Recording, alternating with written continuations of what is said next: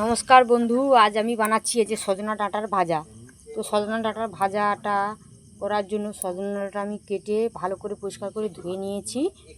এবার উনানের মধ্যে একটা কড়া বসিয়ে দিয়েছিলাম আর একটু জল দিয়ে দিয়েছিলাম।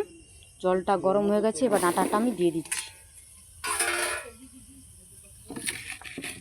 অল্প জল দেবো, ডাঁটার জলটা ডাঁটাই মরবে, মানে মাখা মাখা একদম হয়ে যাবে জলটা। এবার নুন হলুদ দিয়ে দেবো।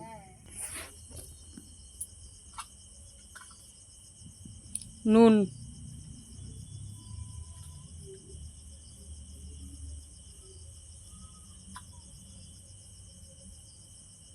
হলুদ,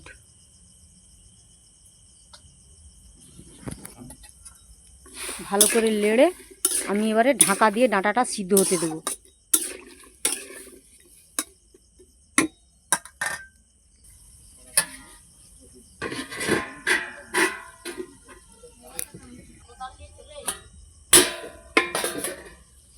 ডাঁটাটা আমার সিদ্ধ হয়ে গেছে, আমি এবারে নামিয়ে নিচ্ছি। ডাঁটাটা নামিয়ে নিয়েছি। কড়াটা ধুয়ে পরিষ্কার করে ওর মধ্যে একটু সরষের তেল দিয়ে দিচ্ছি।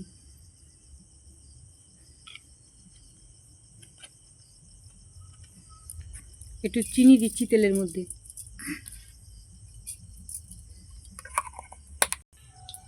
একটু রসুন বাটা দিচ্ছি।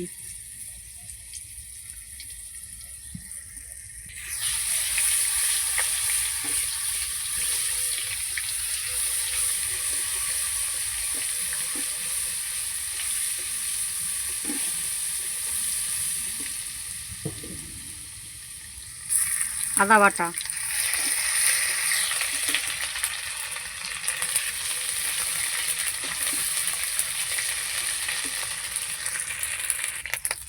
এখানে পেঁয়াজ আর একটু কাঁচা লঙ্কা বেটে রেখেছিলাম, সেটা দিয়ে দিলাম।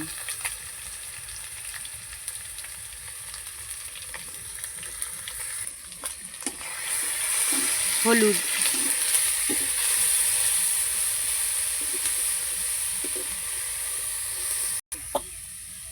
এখানে 1 চামচ টমেটোর বাটা দিলাম। দিয়ে ভালো করে কষাতে থাকবো। সিদ্ধ করে রাখা ডাঁটাটা দিয়ে দিলাম।